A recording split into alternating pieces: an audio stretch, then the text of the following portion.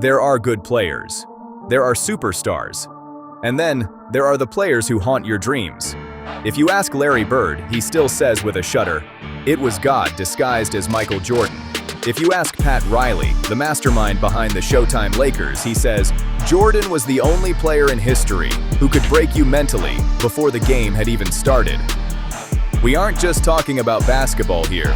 We are talking about a predator that held an entire league hostage for a decade. He wasn't a teammate, he was a dictator on the hardwood.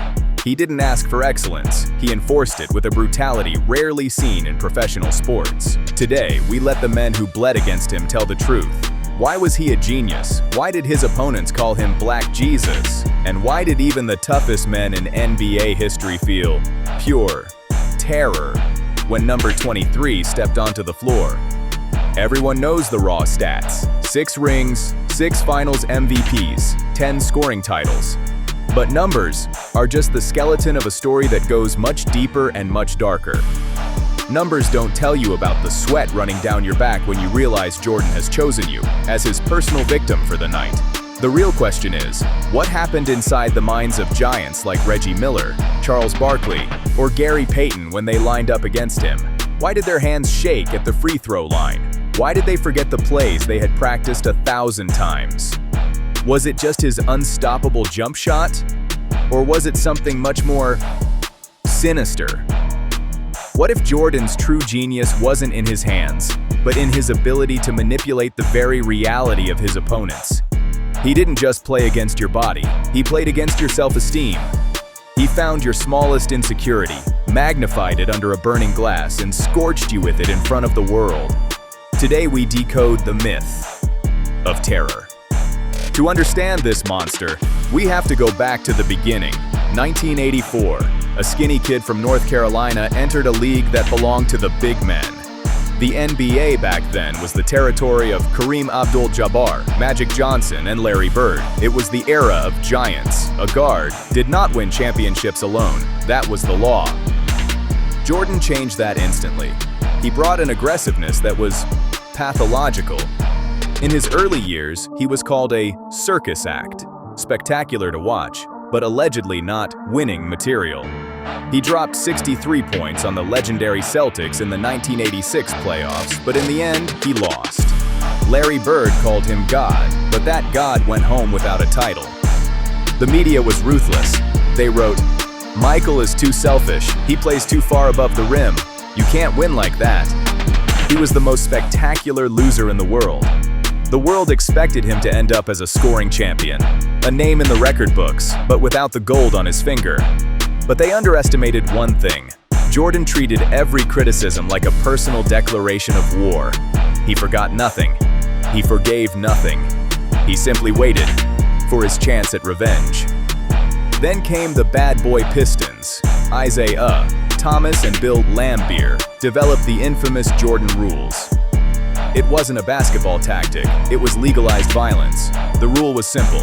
If Michael jumps into the paint, you don't block him, you knock him to the floor. The Pistons knew they couldn't stop him purely with skill, so they tried to break his body and crush his spirit through pain. 3 years in a row, Jordan hit this physical wall. 1988, 89, 90. Each time he left the floor with his head down and a body covered in bruises. The criticism became a total demolition. Michael isn't tough enough. He's a fair-weather player. They called him a soloist who couldn't lead an orchestra. The entire NBA world believed his genius was limited to highlight reels. He was the king without a throne, and the Pistons were the gatekeepers who would never let him in. But this is where Jordan separated himself from every other talent in history. Most players would have broken. Jordan used it as fuel for a total metamorphosis. He didn't spend the summer of 1990 on a beach. He spent it in a dark basement he called the Breakfast Club. He put on 15 pounds of pure muscle. His goal wasn't aesthetics. He wanted to take the beating from the Pistons and still be standing in the fourth quarter. He transformed his entire mindset. He stopped chasing the ball and started reading the game like a grandmaster on a chessboard. He became the architect of destruction. The moment he finally swept the Pistons in 1991 was the birth of the Jordan Terror. He didn't celebrate wildly. He watched the Pistons walk off the floor without shaking his hand. Jordan hadn't just won, he had broken the will of a dynasty. From that moment on, the league belonged to him, and he would never let go. What followed was the most total dominance modern sports has ever seen.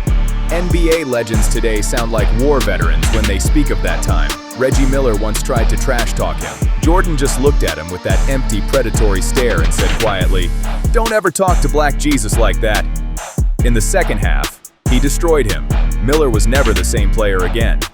His game was now perfected. He possessed the deadliest mid-range jumper in history, a shot so precise that defenders knew it was going in the second it left his fingertips.